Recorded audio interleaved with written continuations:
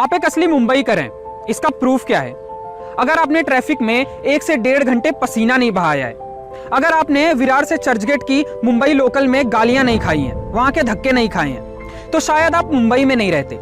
लेकिन इसका सॉल्यूशन क्या है? यहाँ की ओवर क्राउडिंग से कैसे बचा जा सकता है? और इन सब चीजों के बीच में मुंबई कोस्टल रोड, ये क्या कॉन्सेप्ट है?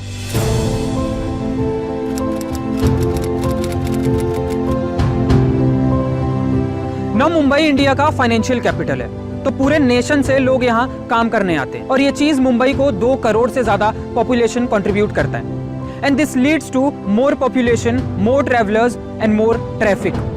हर साल ट्रैफिक की वजह से मुंबई को 4 लाख करोड़ से 5 लाख करोड़ तक का लॉस होता है। We can't even simply find the zeros behind the number. अभी फिलहाल कम्यूटर्स के पास कुछ ही ऑप्शंस हैं ट्रैवलिंग के, जिसमें मुंबई लोकल होती है, जिसमें पीक आवर्स में इतना ज्यादा क्राउड होता है कि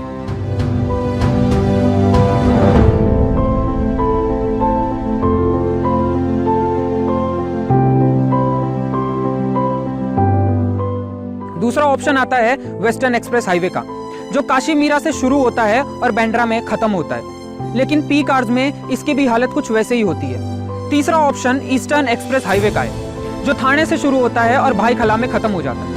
लेकिन प्रॉब्लम वही है कि पीक आवर्स में इतना ज्यादा क्राउड होता है। लेकिन इस ओवर क्राउडिंग से बचने के लिए हम क्या कर सकते हैं? ऑप्शंस क्या हैं? इसीलिए लाया गया है कॉन्सेप्ट में मुंबई के कोस्टल रोड्स को। कोस्टल रोड्स का प्लान इंडिया में 1960s से ही चल रहा है, पर उस वक्त लैक ऑफ इंफ्रास्ट्रक्चर और लैक ऑफ कैपिटल की वजह से इसे एग्जीक्यूट नहीं किया गया, पर अब इस पर काम भी शुरू कर दिया गया है। 2015 में इस प्रोजेक्ट को अप्रूवल मिला। यह प्रोजेक्ट 2 पार्ट्स में होने वाला है, north part and south part. North part शुरू होगा कांदीवली से और एंड पॉइंट होगा बांद्रा। वहीं साउथ पार्ट शुरू होगा वर्ली से और एंड पॉइंट होगा मरीन लाइंस। और इन दोनों के बीच में जो कनेक्शन होगा वो होगा बाय बांद्रा वर्ली सी लिंक। बेसिकली कांदीवली से मरीन लाइंस तक टोटल 30 किलोमीटर तक का प्रोजेक्ट। इस प्रोजेक्ट में हिंदुस्तान की पहली अंडर सी रोड इंक्लूड होगी, 3 इंटरचेंजिंग रोड्स इंक्लूड होंगे, 2 ब्रिजेस और एक ट्विन टनल इंक्लूड होगा। ये अभी सिर्फ नॉर्थ फेस का प्लान है and south face plan is not shown yet. ये जो प्रोजेक्ट है ये 8 लेन्स का प्रोजेक्ट होने वाला है, जिसमें 2 लेन्स की बस ट्रांजिट फैसिलिटी भी अवेलेबल होगी। इस प्रोजेक्ट में साइकिल ट्रैक, बस स्टॉप और अंडरग्राउंड पार्किंग भी इंक्लूड होगी। इस प्रोजेक्ट को बीएमसी द्वारा बनाया जा रहा है, जिसकी एस्टिमेटेड कॉस्ट कुछ 16,000 करोड़ है।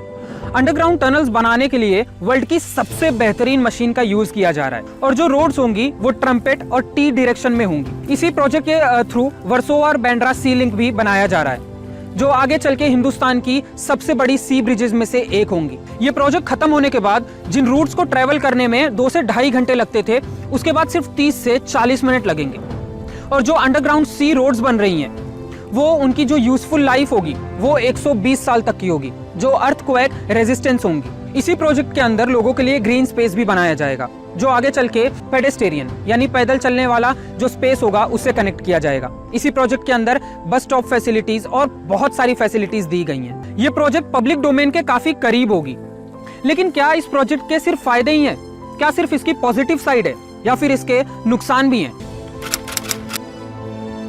इस प्रोजेक्ट के लिए ये दावा किया जा रहा है कि ये जो प्रोजेक्ट होगा ये इको फ्रेंडली होगा, लेकिन एक्सपर्ट्स की माने तो उनका कहना ये है कि ऐसे बड़े प्रोजेक्ट्स जो होते हैं ये कभी इको फ्रेंडली रह ही नहीं पाते।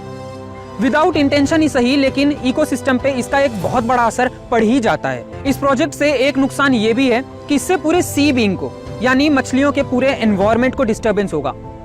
इस प्रोजेक्ट की एक और डिसएडवांटेज है कि ऐसे इतने जो बड़े प्रोजेक्ट्स होते हैं ये कुछ साल तक रिलीफ जरूर देते हैं, लेकिन एक टाइम के बाद ये और ज्यादा क्राउडेड हो जाते हैं। इसमें ओवर क्राउडिंग और ज्यादा आ जाती है। जैसे एक्सप्रेसवेज, शुरू में तो इसमें क्राउड कम होती थी, बहुत रिलीफ देते थे, लेकिन एक टाइम के बाद जब पीक आवर्स आता है तो वहां पे क्राउड बहुत ज्यादा हो जाती है। एट द एंड ये जो प्रोजेक्ट है ये गवर्नमेंट की तरफ से एक बहुत बड़ा इनिशिएटिव है। सो आई होप कि उन्होंने इन चीजों का ध्यान रखा होगा और इसके बाद ही प्रोजेक्ट को शुरू किया होगा। So just trust the process.